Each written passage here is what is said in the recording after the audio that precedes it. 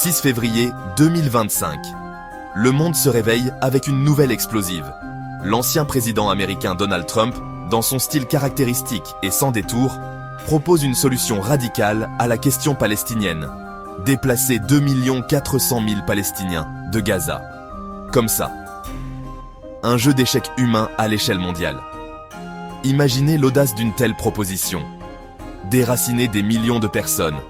La proposition de Trump a provoqué une onde de choc dans la communauté internationale. C'était un rappel brutal de son approche peu conventionnelle et souvent perturbatrice de la politique étrangère. Était-ce une véritable tentative de pacification ou était-ce une manœuvre cynique? Quelle que soit la motivation, une chose était claire. Trump jouait gros. Le monde a retenu son souffle. La proposition, aussi audacieuse soit-elle, a relancé un débat qui couvait depuis des décennies. Le conflit israélo-palestinien, un nœud gordien d'histoire, de religion et de géopolitique. Et Trump, avec sa franchise caractéristique, venait d'y planter une épée. Les rumeurs ont commencé à circuler. Où iraient ces millions de personnes? Le plan de Trump restait terriblement vague. Des murmures pointèrent vers le Maroc, un pays avec une longue histoire d'accueil de réfugiés. Un pays déjà aux prises avec sa propre relation complexe avec Israël. Le Maroc pourrait-il assumer ce fardeau? Ensuite, il y avait la Somalie. Une nation encore sous le choc de décennies de conflits et d'instabilité. Une nation mal équipée pour absorber un tel afflux de personnes. Les murmures se sont amplifiés. La communauté internationale observait avec une haleine anxieuse. La proposition de relocalisation n'était pas seulement une question de géographie. C'était une question de pouvoir, de poids, d'utilisation d'êtres humains comme des pions dans un jeu d'échecs international à enjeux élevés. Le Maroc, la Somalie et les Palestiniens eux-mêmes étaient pris au milieu. Le monde a éclaté en un concert de condamnation.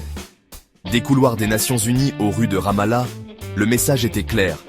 Le plan de Trump était mort-né. Les groupes de défense des droits de l'homme l'ont dénoncé comme un nettoyage ethnique.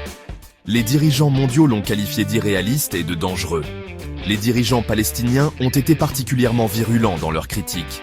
Un non-départ, ont-ils déclaré. Une violation du droit international. Le peuple palestinien, ont-ils soutenu, avait droit à l'autodétermination et non à une réinstallation forcée. La communauté internationale, pour une fois, semblait unie. Même les pays traditionnellement favorables à Israël ont exprimé des réserves. Le consensus était clair. La proposition de Trump était une recette pour le désastre.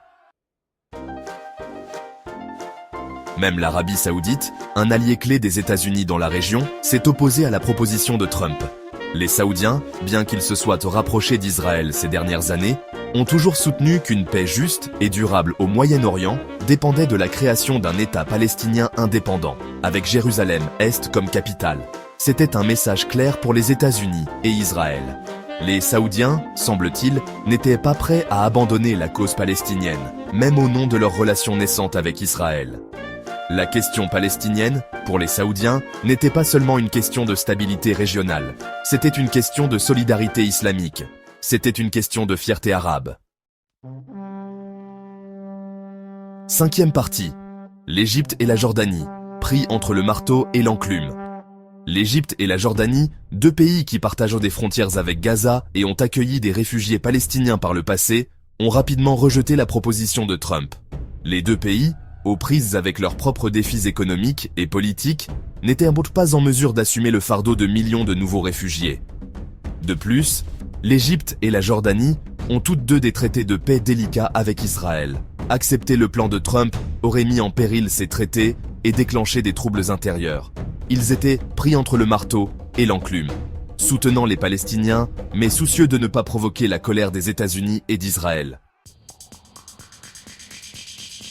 6e partie, les rues marocaines s'expriment, l'opinion publique et la question palestinienne. Au Maroc, la nouvelle de la proposition de Trump a été accueillie avec un mélange de colère et d'appréhension. Les Marocains, connus pour leur hospitalité, ont une longue histoire de sympathie pour la cause palestinienne. Les rues de Rabat et de Casablanca se sont rapidement remplies de manifestants, brandissant des drapeaux palestiniens et scandant des slogans contre le plan de relocalisation. Le gouvernement marocain, qui avait récemment normalisé ses relations avec Israël, s'est retrouvé dans une position délicate. D'une part, il appréciait ses relations stratégiques avec les États-Unis. D'autre part, il ne pouvait ignorer le soutien public massif aux Palestiniens.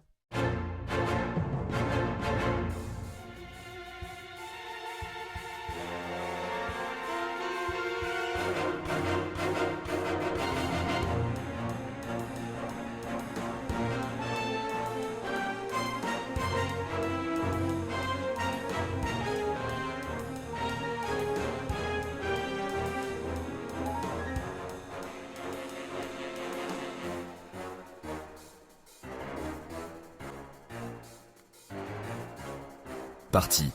Il a réaffirmé son engagement en faveur d'une solution à deux États, tout en affirmant n'avoir reçu aucune demande officielle des États-Unis concernant la relocalisation de Palestiniens au Maroc.